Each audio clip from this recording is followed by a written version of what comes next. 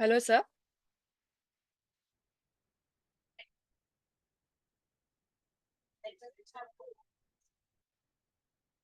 Am I audible to you?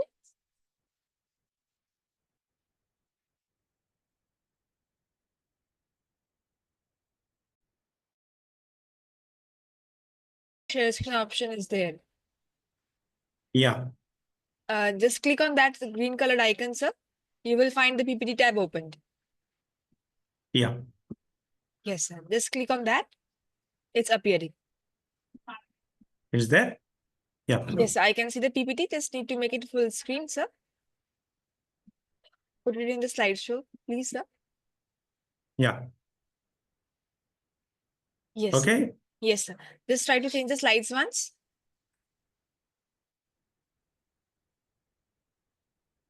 Okay, sir. All right. Perfect.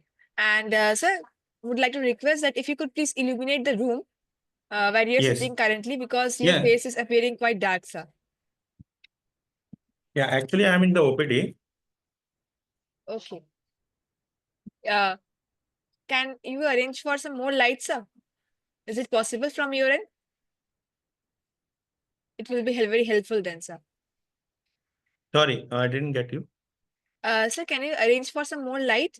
Actually, your face is appearing dark. Uh, Or otherwise, you can sit facing the light also, if possible.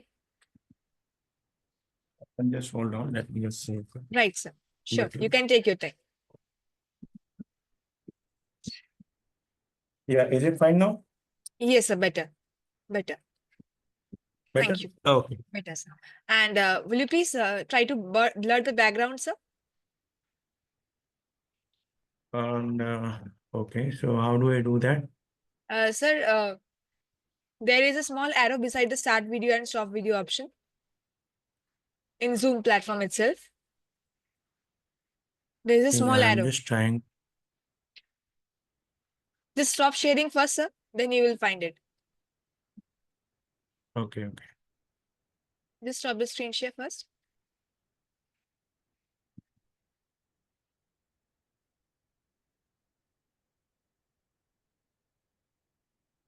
So I have did Okay. it from Yeah. my end. Okay. So now can you see the video icon, sir? Where is it? Yeah. Okay. Yes, sir. Beside that, there is a small arrow. Yes. Just click on that, sir. You will find that blur my background or also adjust background and effects. Is there the option blur my background, sir? Yeah. Is it Yes. fine? Thank you so much. Thank you so much. Okay. And so before we start, just briefly telling you about the event flow today. That is, I will be starting with a brief introduction about you and the topic. And then I will be handing over to you, sir, for the talk. As we are presenting, sir, in the meanwhile, our delegates who will be joining in our Clarinet portal, whatever questions, queries, or comments they will have, I will be jotting them down and presenting before you in a PPT format after your talk is completed, sir. Okay? Okay. Thank you so much, sir. I'm just keeping this light also. Thank you very much, sir, for your cooperation. Okay. Yes, sir. Perfectly all Yeah. right. So without any further delay, sir, can we now go live for the delegates to join? Yeah, sure. Should I start sharing this Sir, kindly again? allow me some time. I will be obliged if you give me the opportunity to introduce you, and then I will be handing over to you, Okay. and then you can start presenting your slides, sir. Okay, sir? Sure, sure. Yeah. Thank you. Please allow me a minute. We are going live for the delegates to join now.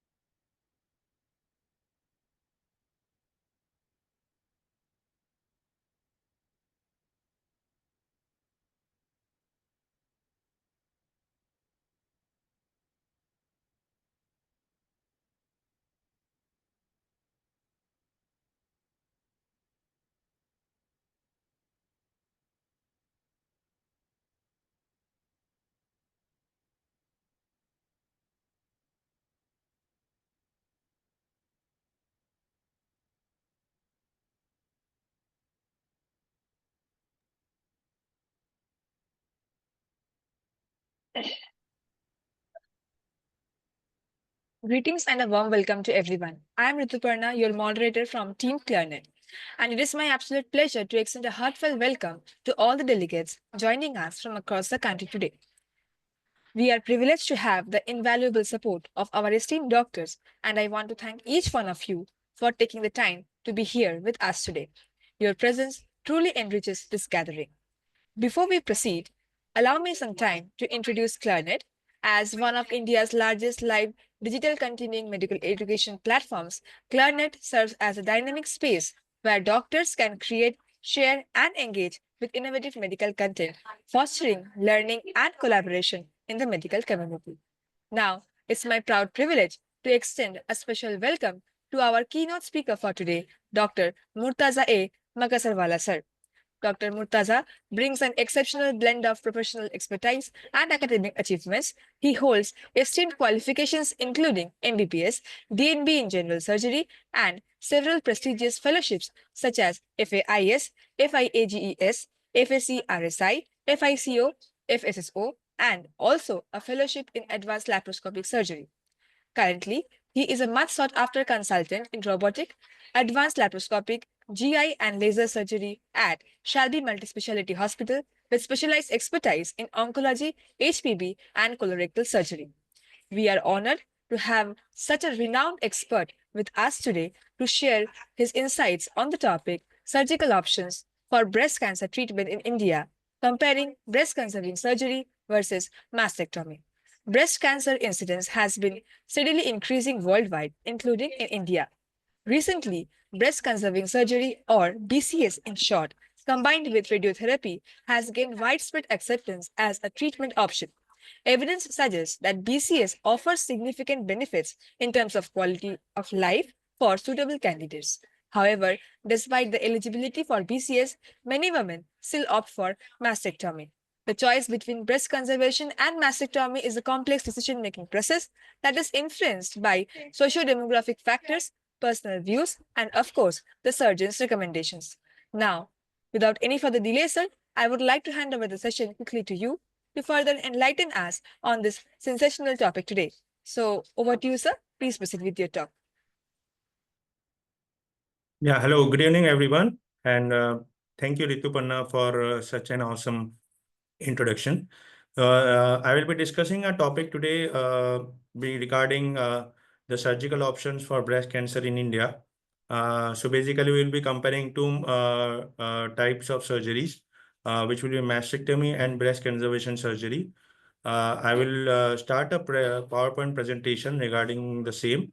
And then afterwards, after the sessions, we can take down the questions from the delegates and I will answer them accordingly. So I will start sharing my screen now.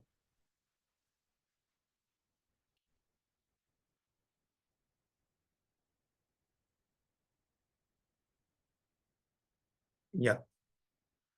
So now we'll start with the introduction. So breast cancer is one of the most common malignancies in the women worldwide, and surgical management remains still a cornerstone of treatment, with mastectomy and breast conservation surgery being the two primary approaches.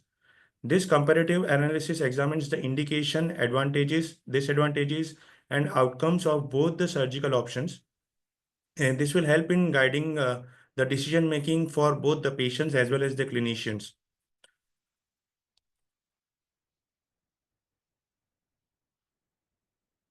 Now, moving on. So we'll just be discussing regarding the surgical approaches. So by definitions, mastectomy is a surgical procedure involving the removal of the entire breast tissue, often including the nipple areola complex, and in some cases, even the adjacent lymph nodes. In the breast conservation surgery, it is also known as lumpectomy or partial mastectomy, which involves excising the tumor along with a margin of surrounding normal tissue while preserving the remaining breast tissue. And this procedure is typically followed by adjuvant radiotherapy. I will just highlight that in the breast conservation surgery, the patient needs to be counseled regarding the radiotherapy after the procedure, which is mandatory in this approach. Now we'll move on to comparative factors. So I have divided the topic in multiple headings. So initially, we'll see the indications in which we can opt for the preferred approach. So for mastectomy, the tumor needs to be multicentric. If the tumor is very large as compared to the breast size, and if there is a contraindication to radiotherapy, such as if the patient has already received a radiotherapy or patient has a connective tissue disorder, if the lymph nodes has an extensive involvement, then breast conservation surgery cannot be done, and it is an indication for axillary lymph node dissection. So in that case, we need to prefer mastectomy. If the patient has come back after undergoing breast conservation surgery and the patient has a recurrence, then we need to opt for mastectomy. Now moving on to breast conservation surgery, the first indication will be early stage breast cancer, in which the stage 1 and 2 cancers are treated with breast conservation surgery. If the tumor is single and small, if it is usually less than 5 centimeter, then breast conservation surgery is a good option for that patient. The patient should be willing, and should have the ability to undergo adjuvant radiotherapy, because it is mandatory, and it is very important that the patient is counseled regarding this factor, because if the patient is not willing, then we cannot perform breast conservation surgery in such patients.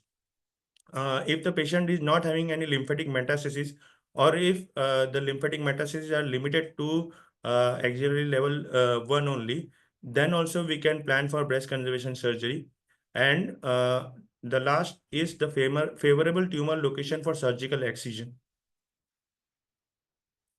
Now moving on, now what will be the surgical extent and the procedure if you are doing the mastectomy or breast conservation surgery? So in mastectomy, as we saw in the definition, it involves complete removal of the breast tissue. It includes skin and underlying fascia.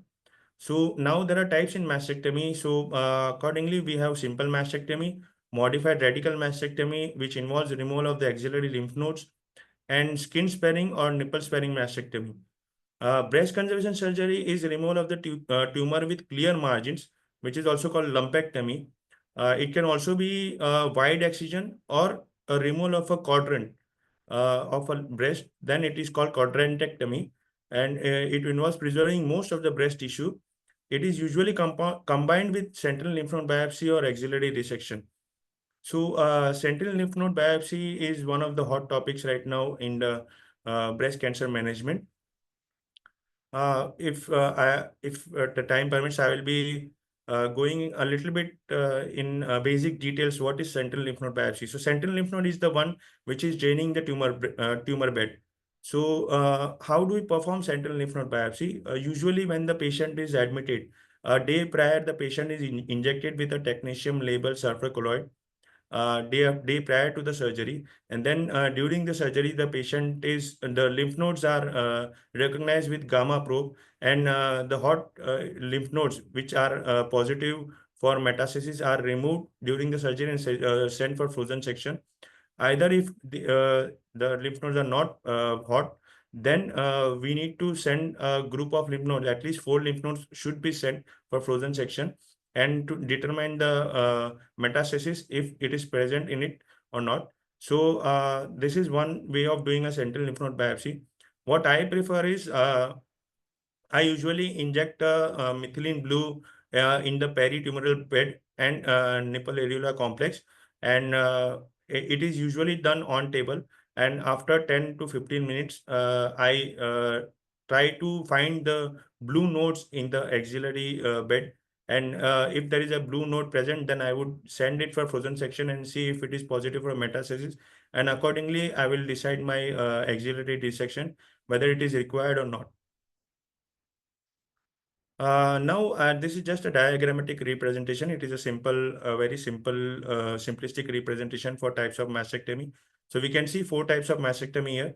The first one is simple, where only the breast tissue is removed. In the modified radical, we also include axillary lymph nodes. In the skin sparing mastectomy, the skin around the nipple areola complex is preserved, so that cosmetic effect is also good. And total skin sparing mastectomy is in which we take an incision at 6 o'clock position and we try to remove the tumor. And if any axillary lymph node is there, then we try to remove it from that incision.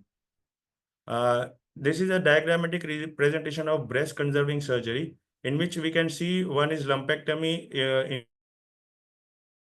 is excised with a normal area of tissue. And then we go for a wide excision if the tumor size is more irregular, then we go for a wide excision. And if it involves a quadrant, then we can go for a quadrantectomy. Moving on, now we'll compare the survival and recurrence rates of both this mastectomy and breast conservation surgery. So the recently published meta-analysis and studies suggest that the survival is equivalent in both the cases if it is done for early stage breast cancer. A 2020 meta-analysis by Van Maren et al. Reforms that breast conservation surgery plus radiotherapy achieves survival outcomes comparable to mastectomy while providing superior quality of life. And another large population-based study in 2022 by Litier et al. Found no significant difference in 10-year survival between breast conservation surgery and mastectomy. If we see for local recurrence, a slight increase in local recurrence rates persists with breast cancer surgery, which is around approximately 5 to 10%, as compared to 1 to 3% for mastectomy. It was highlighted by a study published by Wang et al. In 2021 in Surgical Oncology. In advances in radiotherapy, margin assessment, and systemic therapies have minimized the recurrence rate. Now moving on to cosmetic and psychological outcomes. So if we see for mastectomy, the cosmetic outcome is the patient has complete loss of breast, and usually it requires a reconstruction with a flap. Either it can be TRAM, transverse rectus abdominis muscle flap, or deep inferior epigastric pedicle flap. So reconstruction is a very important part if the patient is undergoing mastectomy. Body image, the patient has a higher impact on body image and self-esteem, because if the patient is not undergoing reconstruction, or if the patient is having any contraindication to reconstruction, then the patient has a decrease in self-esteem because of the loss of the breast tissue. We have already spoken about the reconstruction options, which can be autologous tissue flaps like TRAM and DIF. Patient satisfaction is lower as in mastectomy as compared to BCS, because if the patient is undergoing mastectomy without reconstruction, the patient is not satisfied with the surgical outcome and the cosmetic outcome. Now comparing to BCS, in BCS we have a better cosmetic result because the breast tissue is preserved, and even if it is possible, the shape of the breast can also be preserved. There is a less psychological impact, though radiotherapy can cause skin changes, but still it is better as compared to mastectomy. In breast conservation surgery, there is typically no requirement of reconstruction. And as the patient has a better self-esteem and better cosmetic outcome, the patient has a higher satisfaction. We can just go through the recent research highlights involving the psychological benefits. So there are two, I have kept two, the recent published articles from Covenberg et al., which reported improved body image and quality of life in patients undergoing breast conservation surgery compared to mastectomy. And a 2021 study by Flanagan et al. Emphasizes the higher satisfaction rate with BCS, especially in younger patients. Now moving on to complications and morbidity. So if we see the complications part for mastectomy, the wound healing issues are more in mastectomy as compared to breast conservation surgery, because the mastectomy involves a radical procedure, and there are higher chances of seroma or hematoma connection. Lymphedema, there is a very high risk of lymphedema occurring in the patients undergoing mastectomy or modified radical mastectomy, because we are removing the axillary lymph nodes from either level 1, 2, or even going up to level 3. The patients undergoing mastectomy, if they don't undergo radiotherapy, then there are usually less side effects, or there are no side effects because the patient might not need radiotherapy. There is a possibility of chronic pain in mastectomy patients because the injury to the pectoral nerve. which can lead to phantom breast sensation and pain. So we compare it with breast conservation surgery. There are smaller incisions with fewer complications. Lymphedema risk is there, but still it is less as compared to mastectomy, because after doing sentinel lymph node biopsy, if the metastasis is only up to the level 1, then the patient undergoes the dissection up to level 1, then the chances of lymphedema are less, and the comorbidity is also less. Radiotherapy is very much important and mandatory in breast conservation surgery post-operatively, usually within a period of 1 month, which can cause skin fibrosis, edema, and discomfort. So the patient undergoing breast conservation surgery have a lower likelihood of chronic pain because the injury to pectoral nerve is less as compared to mastectomy. Now, again, we'll see two studies which are recently published regarding this aspect. 2022 study by Bogi et al. Highlights a reduced risk of lymphedema with modern sentinel lymph node biopsy techniques during the BCS. Radiotherapy advances have decreased long-term side effects as reported by Smith et al. Now we come to cost and resource utilization. This is also an important factor in an Indian setup because the cost is one of the major factors deciding the type of surgery a patient undergoes. So mastectomy, the patient has initial higher surgical cost, especially if reconstruction is also included in the surgery. But in breast conservation surgery, the initial cost is low, but it requires adjuvant radiotherapy, which adds to the time and expense. A recent cost effectiveness analysis indicate that breast conservation surgery remains cost efficient for early stage cancers when factoring in survival and quality adjusted life years. There is one study of Gupta et al., which was published in 2023, which showed BCS long-term cost benefits despite radiotherapy expenses. So I will just conclude that both the mastectomy and breast conservation surgery are effective and effective surgical options for managing breast carcinoma with comparable long-term survival outcomes in early stage disease. The decision depends on the tumor characteristics, patient preferences, and ability to undergo adjuvant therapy. BCS offers better cosmetic outcomes and psychological benefits, while mastectomy may be preferred in cases with larger tumors or contraindications to radiotherapy. Advances in radiotherapy and surgical techniques have further reduced the complications, making breast conservation surgery an increasingly favorable choice for eligible patients. So these are the reference. If the delegates want, they can just take a picture and go through the articles, because these articles are good for increasing the knowledge regarding these two comparisons. And I will just conclude my talk here.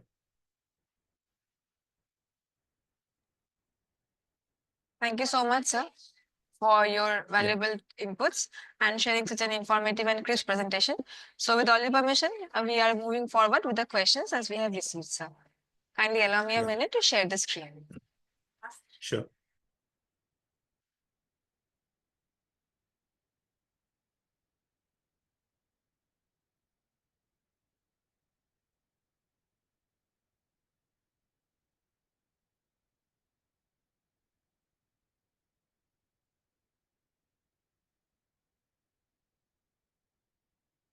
I hope, sir, my screen is visible to you. Yeah. So over to you, sir, for your expertise. So, Thank you. yeah, one question is, how do Indian women pursue the risk-benefit trade-offs between breast preservation and complete removal? Yeah, so in Indian scenario, the breast conservation surgery is not that the patient is not that much aware regarding the benefits and the risk for the breast conservation surgery. One of the main hindrance which I have noticed in my practice is that the radiotherapy after the surgery is one of the hindrance for the patient. So it depends on the counseling of the doctor as to how the doctor, a specialist, is counseling the patient, and the balance between the benefits and the risk regarding the type of surgery to be done. And in India specifically, if the patient has any cosmetic, uh, you can say cosmetic input, or the patient wants that there should be a good cosmesis after the surgery, then even if the mastectomy is done, then there is a reconstruction procedure that needs to be done. So that will also add to the cost. So if we can counsel the patient regarding that properly, that what will be the benefits and the drawbacks of doing either of the surgical approaches, then I think we can guide the patient better regarding the type of surgery to be done. Thank you, sir. So moving on to the next question.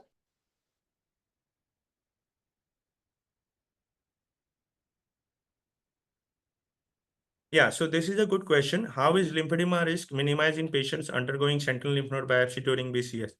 So, if a patient is undergoing sentinel lymph node biopsy during BCS, so usually we do a frozen section during the BCS, and if we see the number of lymph nodes involved during the frozen section, if we find that the removed sentinel lymph node is not involved or there is no metastasis, then we can just avoid the axillary dissection, and that will prevent the lymphedema, or it can reduce the risk of lymphedema in such patients. Even if there are involvement of the lymph nodes, we can decide according to the involvement of the lymph node the level of dissection needed for axillary dissection. So as the level of dissection increases, the lymphedema risk increases. So if we are doing axillary dissection up to level 1, then the lymphedema risk is less as compared to the axillary dissection up to level 2. So this is a very good question, and usually if we are doing a sentinel lymph node biopsy, it helps in preventing or reducing the risk of lymphedema, because we are doing a axillary dissection if it is required. If it is not required, then we avoid it, and we try to follow up the patient and observe the patient regarding the future course of the disease. Thank you once again, sir. Moving on to the third question for today. Yeah. So over to you, sir, for your expertise. Yeah. Yeah. How should positive margins be addressed in patient after initial BCS procedure? So if the patient is having a positive margin, so usually if the procedure is performed in a proper way, then usually we remove a rim of normal tissue. Usually I take around 0.5 to 1 centimeter of normal tissue during the BCS. So usually there are less chances of positive margins. But even if there is positive margins, then either we can go for a wide excision, including that. There is also one method which is called microangiographic surgery, in which we remove the slices of excised tissue and see under microscope for involvement of the margins, and accordingly we can remove the tumor part. So if there is a positive margin after the surgery, after the patient has undergone the procedure, usually patient undergoes a radiotherapy, and the radiotherapy can to some extent control that part. But better option is that if you are finding the positive margins, then either you should go for a wide excision, or you can go for a adjuvant chemotherapy and radiotherapy. Now, how does the use of intraoperative radiation therapy compare to conventional external beam radiotherapy in BCS patient? So usually the comparison, if we see the long term comparison, so the long term outcomes are comparable for both type of the radiotherapy. So basically, if we opt for an intraoperative radiation therapy or conventional external beam radiation therapy, it will actually depend on the patient profile, the willingness of the patient to undergo the such procedure, and the staging of the disease, the size of the tumor. So there are multiple factors which should be taken into consideration. But if we see the long term survival outcomes in comparing the types of radiotherapy, both are comparable over 10 years of 10-year of period.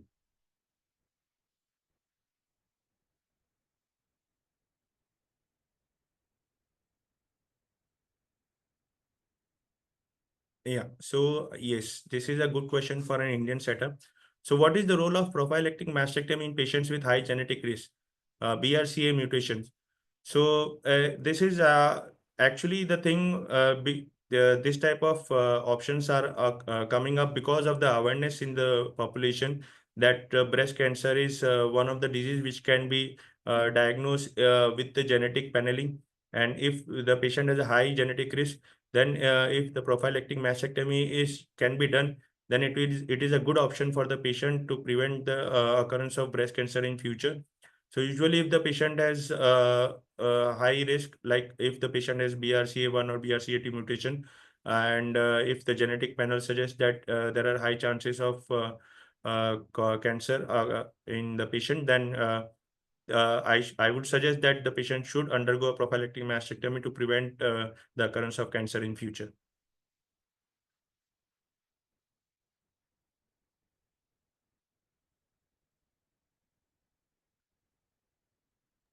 Thank you so much, sir, Yeah, for so your thank you. wonderful deliberation in addressing all the queries of our doctors.